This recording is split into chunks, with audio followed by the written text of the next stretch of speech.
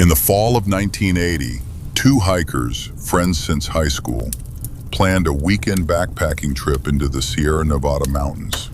They chose a less traveled trail near Donner Pass, where the terrain was rugged and the trees seemed to go on forever.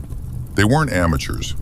They'd camped in rain, snow, and heat, but this trip changed how they saw the forest forever. The first day was uneventful. They made camp by a ridge overlooking a small valley. It was quiet, still, the kind of silence that presses on your ears after sundown. That night, they sat by the fire until it burned low. Then the woods spoke. First, a sharp crack, like wood splitting under tension. Then came the footsteps, slow, steady, and far too heavy to be deer. They grabbed their flashlights and shined them into the trees. Nothing. But the sound kept moving, circling their camp.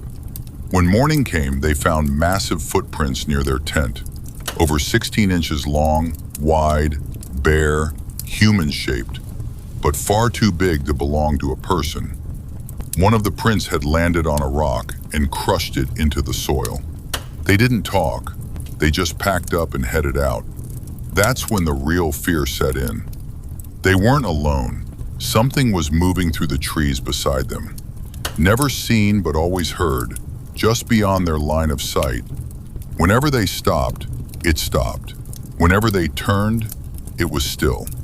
At one point, they heard a low grunt, like a warning. The air went still. The forest fell silent.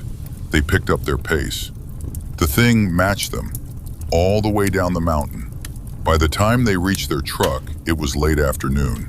And as they opened the doors, they heard it, a deep, slow exhale from the tree line. They never went back. But for years, both men reported nightmares of being watched in the woods, and sometimes even hearing that same deep breathing from just outside their window.